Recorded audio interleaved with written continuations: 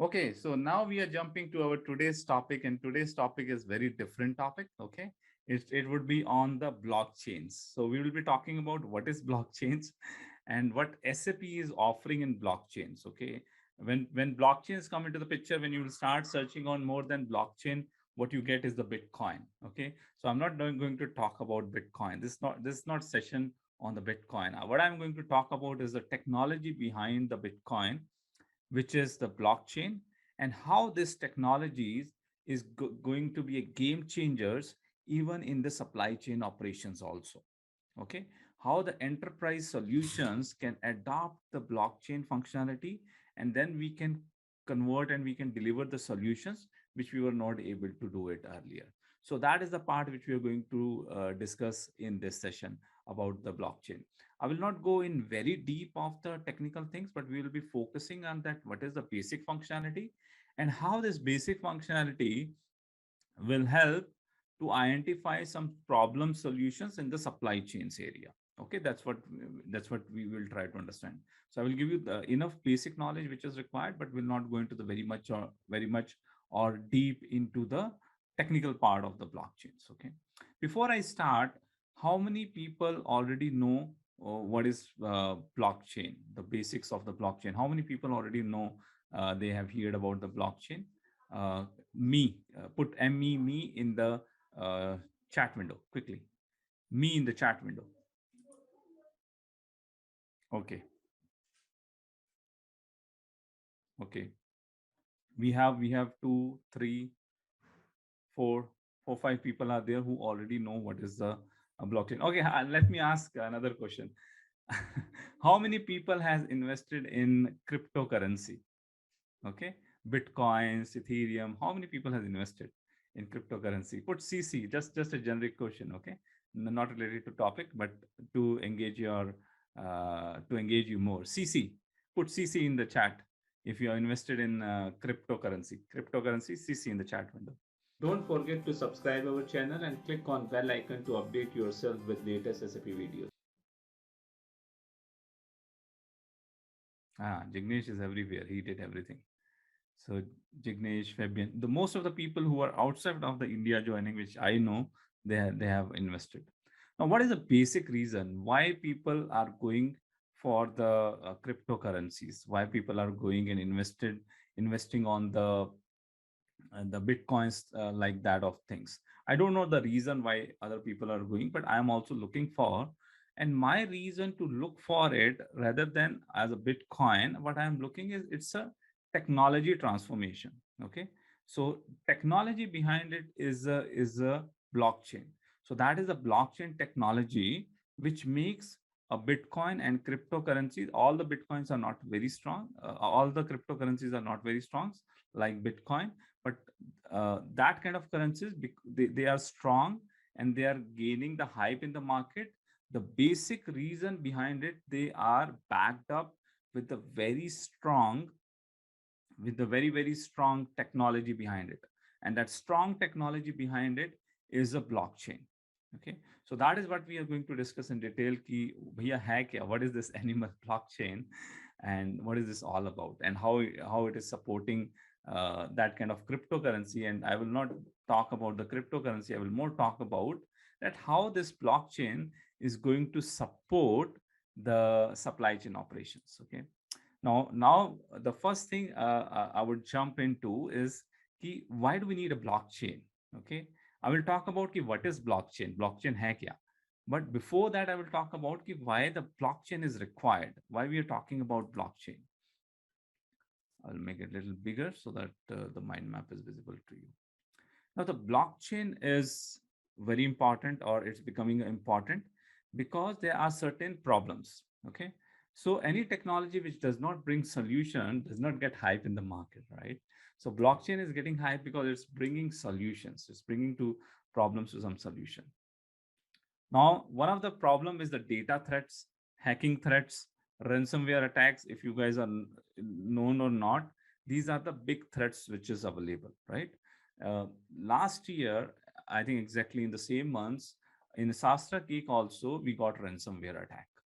So our network, our computers was got impacted with ransomware. And what was happening that when we were trying to open anything, I was double clicking everywhere. Just a notepad was opening, and they were saying that okay, pay us that much money in the terms of bitcoins, and then we'll do the encryption code. So they have encrypted all of my data. Everything they have encrypted. Nothing I ever was able to use it. So the one solution is that this ransomwares, I need to pay the ransom and get the data back. But we were already having a backup of all the data. So we refreshed our laptop and restored the backup which we were having, and we went safe. Now these attacks, the ransomware attacks and other attacks, if you're knowing, it is increasing by 500%. Okay, and there are specific companies in last 12 months who got attacked with this ransomware, the corporate. Now the corporate also is getting hitted with this ransomware, and the what I said that the chances are increasing of these attacks are now 500% more, and it's keep on increasing. And they are the companies who got impacted with it. They got impacted with 4 to 8 days of their business operations, and two companies has paid more than $4.5 million. I can also share the company names. Okay, I think one is a Bentag, and another is an another is a healthcare company who got impacted for uh, 7 to 8 days. And when these kind of attacks happens, even you need to close your laptops. You can, you're in your company, you cannot use the laptops. So suddenly a company which is working on uh, totally on the IT ecosystem space, and then you need to work on the on paper and pen, and that transformation would not be that easy. So there would be a disaster recovery plan. There's a business residency plan. All of these companies are working for these things because of these attacks. So what is going to happen? The security and the reliability of data is very important.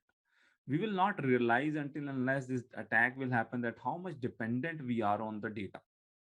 So we have a huge dependency on the data. So that's why the security and the reliability of the data is very important. And second thing come is the trust. There should be some data. Now the thing is that right now we are only working with the data which a company established their ERP. They are working with their own data. Whenever it comes, let's talk about now. Everybody knows about the industry specific solutions. SAP has the industry specific solution, IS solutions, right? Do you know about that industry specific solution? We have for retail. Put in me in the chat window if you know it. We have retail solutions. We have IS oil solutions, mill solutions. Come on the chat window, me. What kind of industry specific solutions we have? Can you name on the chat window what kind of different industry specific solutions we have, which is introduced by SAP?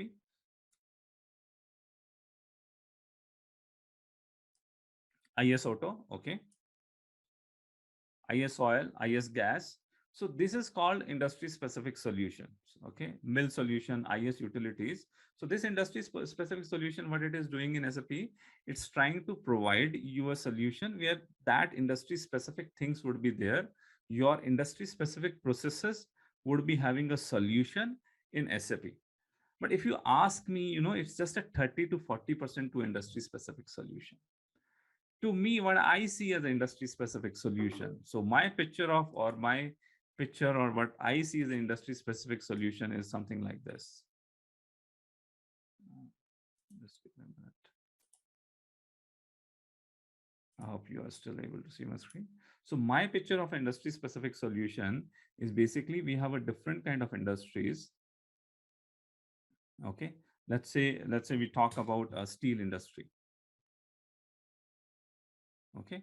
This is a one company manufacturing, getting a core of steel, and then it's producing, let's say, steel coils. And then another company using and producing steel bars. Another company is using, and that there's a different set of vendors. So in the ecosystem, these are my vendors. This is my manufacturers, multiple manufacturers, individual companies. And here I am having my customers, right? To me, if I need to provide a solution for this, so I'm selling to these customer, this customer, this customer. If I need to put an industry specific solution, to me, the industry specific solution, which is for complete industry, which is a kind of a database, a kind of a data, a kind of a technology, which we put it, and then people are sharing their data with each others. And from the suppliers, they would be telling that what kind of, now when this core come here, they are the different properties of this core from which the steel will be made, let's say iron. So they are the different chemical properties are there. So you need to track that what are those chemical properties, okay? And then if you can check that what vendors, what kind of ores they are having, what are their chemical propositions are there, if these different manufacturers would be able to see it, and they would be able to call their material based on that. And then the customers before buying, they would be able to see what they are buying and actually what kind of material has been used and who was the supplier of that material. Okay, you know about one of the bike which Bajaj has, right? They're claiming that they have made a steel from one of the warship uh, which has been dismantled, and that warship has been used to produce a steel to produce that bike. So that is the unique selling feature they are using to sell the bike. But where is the authenticity? Where the end user can see that whether it is the steel which actually come from the India's warship, right? So there should be a data hub, the full industry specific solution when it will become when the manufacturers comes into the same platforms, when your customer comes into the same platforms, and when your suppliers comes into the same platform using a same kind of business models, sharing their data with each other and getting benefit from the data from each other, then it will become a full industry specific solution, right? Now these kind of things in some places it has been started, but it has not been jumped off ahead. One of the basic reason that these things has not been jumped off ahead is the trust. Okay, now when it comes to, okay, I need to share the data with so many manufacturers, supplier said, and the manufacturer said that so many customers would be seeing the data, where my data would be saved, whether the data would be secured or not, who would be having a data copy, who would be monitoring that all the authenticity is there. If you want to buy something, we have raised a quotation or tender, whether the right information has been passed to everyone and the right code we are getting, our data would not be hacked. Who would be the monitoring authority who would be doing all of these things, right? A lot of that kind of questions comes. So right now the trust is not there. Everybody is so particular about the data, and we don't have a technology which can give you a trust that whatever the data you are having is very much secure. Okay, and we are talking about the digital truth. So a digital truth has been made in the technology platform where all the data is a digital truth data, and nobody can come, nobody can hack that data or change that data. Okay, nobody would be able to temper that data. That kind of technology is there. So earlier we were talking about the single source of truth. Now we are talking about the digital truths. So we are looking for some digital truth which on what every company can rely on. So what is that digital truth? That digital truth is missing. So that's where don't forget to subscribe our channel and click on bell icon to update yourself with latest SAP videos. That's where basically uh, come that lack of trust comes. So if we have something which is very solid, everyone can trust on it. So we can build end-to-end industry specific solutions. Okay, then if something need to be done, there is a lot of involvement of the middle parties from SAP side. One of these kind of solution which is a middle party, Ariba is a middle party, right? Connecting vendor, Ariba is connecting vendors with the uh, different buyers, right? So there basically all the control is with the Ariba, all the data control is with the Ariba, right? It's not decentralized, so you're still depending and trusting SAP, right? So another thing comes the transparency of the data, whether everyone would be having a same picture, same snapshot of the data. Everyone would be able to trust that data, and they would be also having a transparency of the data. They would be able to use the data with the transparency. And there should be no chance or very negligible chance, 100% we cannot say, because the way the technology is growing, the hackers are also growing in with the same pace. right? So we cannot say that this is 100% foolproof technology, but we are getting somewhere which is closer to 99.9% foolproof, where the data breach will also not happen.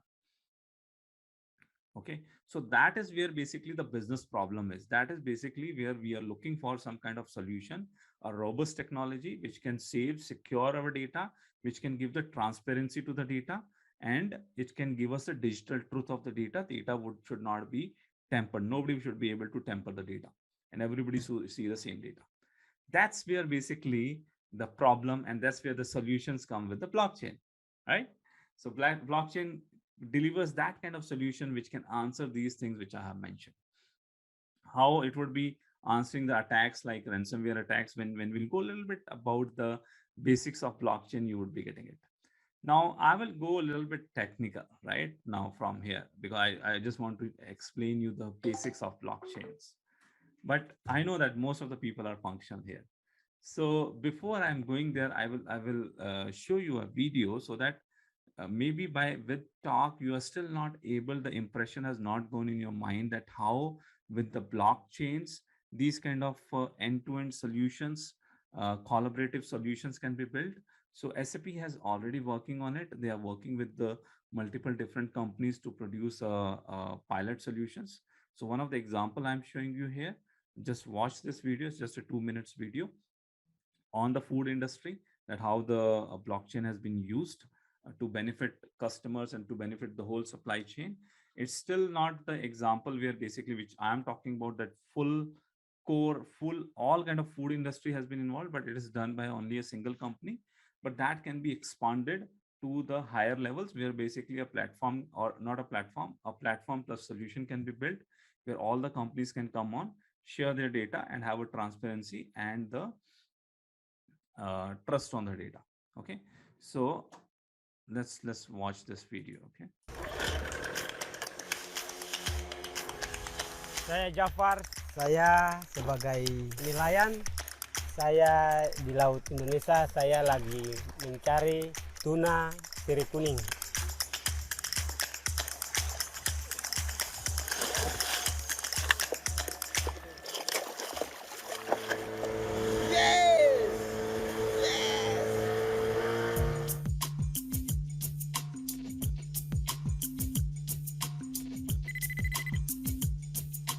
Jafar's fish join thousand others here at the receiving plant. The scanner is the first step in capturing information about how and where the fish are caught. That info is stored in the cloud and enters a secure blockchain. It makes me feel proud about myself. You can prove that your fish come from the right source. Now this is the safety story. Here in this independent laboratory, we test the food safety of the product. The data is instantly available. In the past, I had to search for data, and now it's there at the stroke of a keyboard. The data generated in this laboratory is fed up to the blockchain. It is then available to the premier restaurants and retailers in the United States. I take the responsibility very personally. I never want someone to get sick.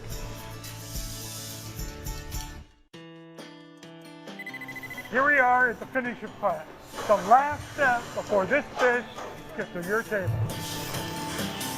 What's incredible is that we track every piece of fish, and we share that information and that transparency with the people who end up eating this fish.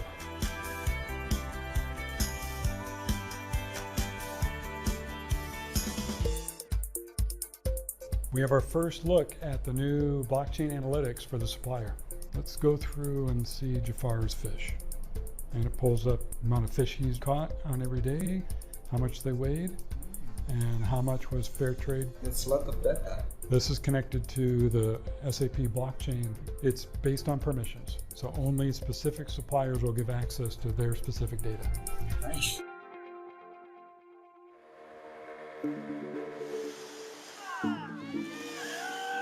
Aku jadi pingin nelayan Indonesia untuk selama-lamanya. Saya Jafar, saya bisa membagikan pekerjaan saya kepada dunia.